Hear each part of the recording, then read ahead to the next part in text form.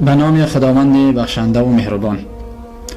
محترم سامعین گرامی، برادر از مهربان، چگونه که ده 3 روز میشد ما یک ویدیو میبینیم که یک معلم در حضور شاگرداشو با گفته خودش یک اشعار ایجاد کرده و با گفته خودش، به آواز خودش در نزد شاگردانش می سراید. واقعا وقتی که این ویدیو را دیدم نتونستم که بیشتر از 5-6 سکند بیشتر این ویدیو را ببینم، چون که یک انسانی با حیا، یک انسانی که خچ انسان بگه، نمیتوند که این ویدیو تا آخر ببیند. چون که رسول اکرم صلی الله علیه و سلم میفرمایند که ایمان و حیا دو چیزی با هم هستند، اینها جدا شونده نیستند. اگر یکی آنها رود دیگرش هم می رود، یکی آنها کم شود دیگر آن هم کم می شود. شخصی که ایمان دارد او حیا هم دارد، شخصی که حیا ندارد او ایمان هم ندارد.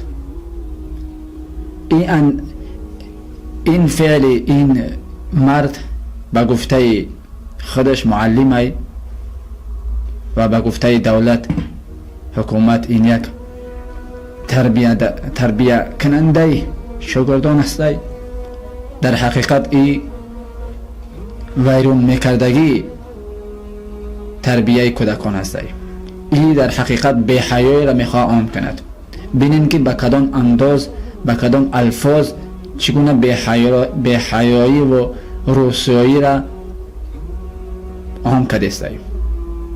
چه یک تصورات بد به ملت تاجیک تعلیم داده است و خصوصا بزرگترین خیانت به او 2 میلیون ملت تاجیک که در روسیه کار میکنند و برای آنها چگونه یک خیانت کرده است و مردمی که در تاجیکستان هستند آنها را چگونه برای گناه و برای زنا با زنهای آنها ترغیب و تشویق کرده است.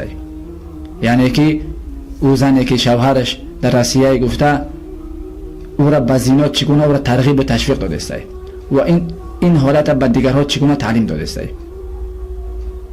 ما به ذریعه این ویدیو تعریف و توصیف حکومت درباره اینکه رئیس شهر استراوشن مجبور کرد که او از سخنش بر بگردد، این واقعا جای تعریف است. ما بسیار زیاد خرسند شدیم و امروز هم ما از حکومت تاجیکستان مطالبه میکنم، درخواست دارم که این معلم را که در حقیقت معلم نیست، این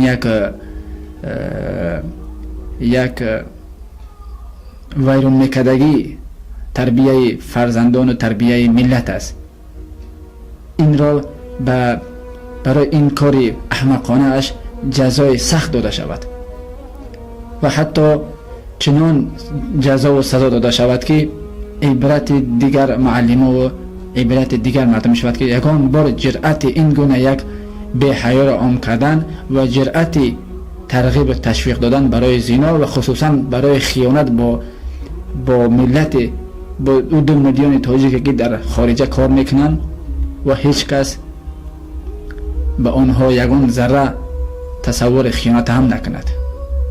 امید دارم که انشاءالله به روزهای قریب هم این خوش خبری را ما از حکومت تاجیکستان خواهانیم. با تمام شدت مخالف این معلم هستیم، مخالف این شعر و این کردش هستیم